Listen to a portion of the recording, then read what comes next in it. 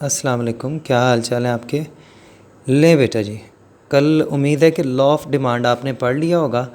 आज का जो हमारा टॉपिक है वो है elasticity of demand, how it can be measured.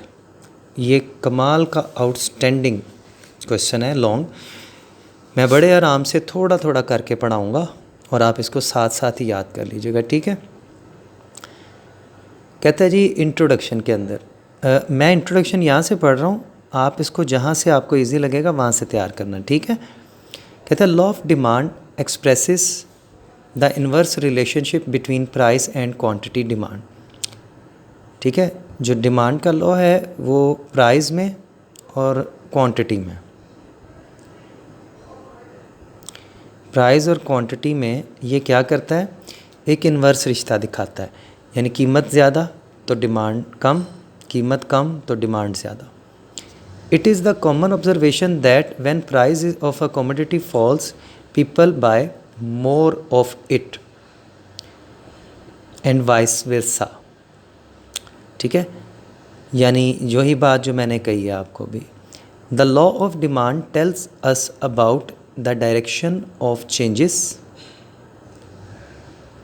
in quantity demand and price. It does not describe how to measure those changes. The concept which is used to measure the changes in quantity demand due to the change in price is called elasticity of demand.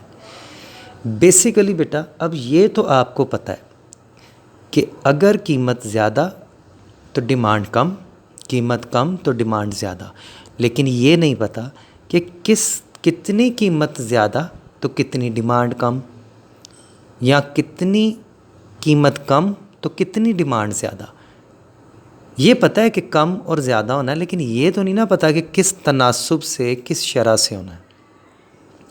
तो हम उस चीज़ को नापने की जो changes को नापने का जो तरीक़ाकार होता है उसको हम कहते हैं इलास्टिसिटी ऑफ डिमांड। डेफिनेशन इसकी काफ़ी सारी होती हैं, यहाँ पे लिखी है the degree of responsive in the quantity demand of a product due to the change in its price.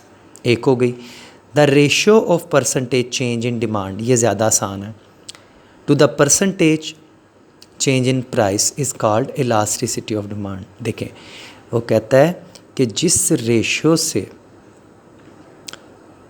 Price में चेंज आता है तो देखना होता है कि किस रेशियो से डिमांड में चेंज आता है। इन दोनों की रेशियोज को फाइंड आउट करने का जो तरीका होता है उसे कहते हैं इलास्टिसिटी ऑफ डिमांड। ठीक है, आगे एक्सप्लेनेशन वगैरह होगी आपकी, वो आपने पढ़नी है। तो यहाँ पे आ जाता है बेटा जी, वो कहता है कि coefficients of elasticity of demand. बेटा बेसिकली इलास्टिसिटी ऑफ डिमांड, ठीक है, इसको ज़ाहिर किस चीज़ से किया जाता है, ये एक अच्छा होगा आपके नोट्स में अगर आप ये वाला बना लेंगे तो वो भी अच्छा है। ED elasticity of demand is equal to 1 हो सकती है, elasticity of demand greater than 1 हो सकती है, या elasticity of demand less than 1 हो सकती है। ठीक है, लेस दैन 1 हो सकती है। अब ये ग्रेटर दैन 1 का मतलब क्या होता है, इसका मतलब होता है कि अगर डिमांड ज़्यादा तेज़ी से बढ़ जाए प्राइस की निस्बत तो वो मोर इलास्टिक हो जाती है, और लेस इलास्टिक होती है कि अगर डिमांड प्राइस की निस्बत कम शरह से ऊपर नीचे हो। ठीक है, अगर डिमांड प्राइस की निस्बत ज़्यादा शरह से ऊपर नीचे हो तो उसको कहते हैं मोर इलास्टिक, कम शरह से हो तो उसको कहते हैं लेस इलास्टिक। अब आते हैं नीचे, point elasticity of demand.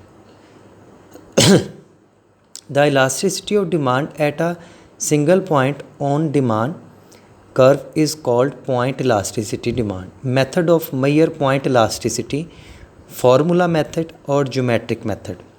आपके नोट्स में ये होगा, लेकिन हो सकता है कि ज़रा आगे पीछे हो तो टेंशन नहीं लेनी, पहले ये दोनों कर लेना, बाद में दूसरे पॉइंट्स कर लेना, ठीक है, नोट्स के मुताबिक। तो इलास्टिसिटी ऑफ डिमांड को निकालने का पहला फार्मूला है फार्मूला मेथड। वो क्या होता है, ये फार्मूला आता है इसमें बेटा, elasticity of demand is equal to delta Q divided by delta P multiply by P divided by Q. ठीक है, ठीक हो गया।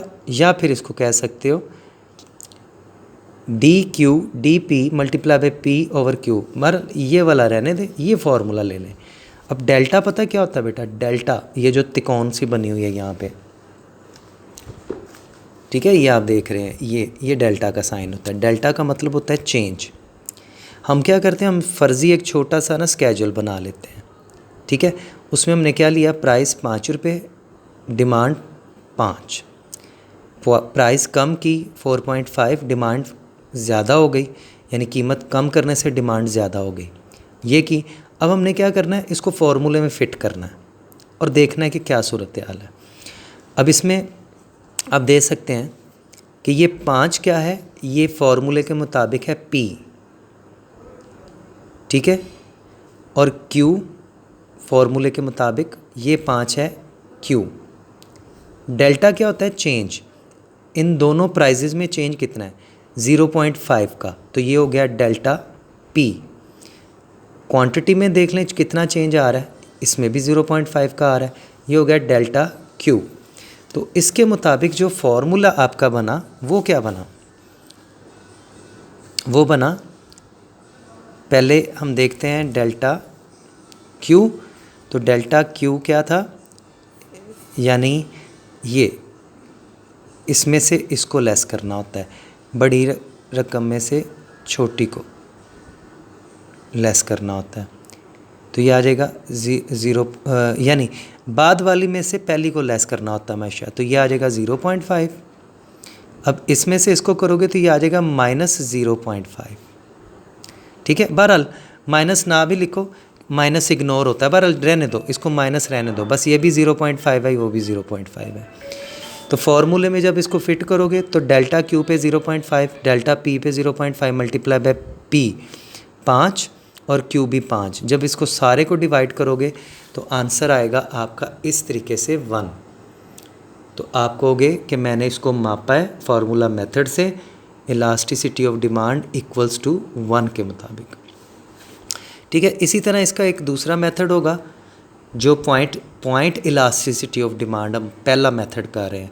इसके 2 मेथड होते हैं इलास्टिसिटी ऑफ डिमांड के मेजर करने के।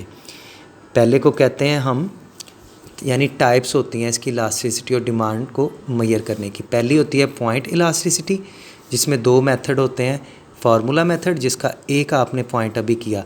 अच्छा, आपके नोट्स में हो सकता है फार्मूला मेथड के तीनों पॉइंट्स हों, 3 नहीं करने, एक करना है, वो तो बहुत लंबा सवाल हो जाएगा फिर। तो आपने एक ही मेथड फार्मूला का कर देना और एक ही ज्योमेट्री का दिखा देना। अब ज्योमेट्री का कैसे दिखाते हैं, कहता है ज्योमेट्रिक मेथड में elasticity of demand can be measured at a single point on demand curve using geometrical method. ठीक है जी, इसका फार्मूला उसने लिखा है कि elasticity of demand, lower portion of demand curve, upper portion of demand curve. अच्छा, ये बहुत मुश्किल हो गया, बिल्कुल कोई मुश्किल नहीं हुआ। आपने क्या करना है, मैं सिंपल सा बताता हूँ। आपने एक डायग्राम बना लेनी है, ठीक है। वो डायग्राम किस तरह बनानी है, आपने सिंपल जो डायग्राम बनाते हैं, आपने सिंपली ऐसे एक डायग्राम बनाई। बस फ़र्क ये करना है कि वाई एक्सिस के एक पॉइंट को पकड़ना है, बिल्कुल सीधी लाइन लेके आनी है और एक्स एक्सिस के पॉइंट के साथ उसको मिला देना है, यानी इन दोनों पॉइंट्स को आपस में मिला देना है। आम जो डायग्राम होती है, जैसे लॉ ऑफ डिमांड था, ये लाइन मिलती नहीं आपस में, अपने एक्सिस पर आकर जुड़ती नहीं है, लेकिन आपने जोड़नी है। ये जोड़ ली। अब एक स्केल रख लेना और इस लाइन को 3 बराबर हिस्सों में तकसीम कर देना। जो इसका बिल्कुल दरमियान होगा ना, यानी इस कर्व का ये जो ख़त है, इसका जो बिल्कुल सेंटर होगा, बिल्कुल सेंटर, उसको आप कहेंगे elasticity of demand is equal to 1। और उसके जो ऊपर होगा उसको कहेंगे elasticity of demand more than 1। और उसके उतना ही नीचे, यानी ये तीनों पॉइंट्स बराबर काटने हैं, और नीचे वाले को कहना है elasticity of demand less than 1। ठीक है, बस ये उसको बताना है। ओके होगी बात। तो ये यहाँ तक ये डायग्राम है। तो ये अभी आपका आधा सवाल हुआ है, ठीक है। क्योंकि अभी ये आर के इलास्टिसिटी ऑफ डिमांड के तरीके हमने मालूम करने हैं। ठीक है, तो इलास्टिसिटी ऑफ डिमांड का मतलब क्या हुआ? मतलब हुआ कि आपने इसमें चेंजेस देखनी है कि डिमांड और प्राइस में किस तनासुब से आ रही हैं, तो उसको नापना होता है। तो नापने का पहला मेथड था फार्मूला और दूसरा मेथड था ज्योमेट्रिक। ओके बेटे, अल्लाह हाफिज़।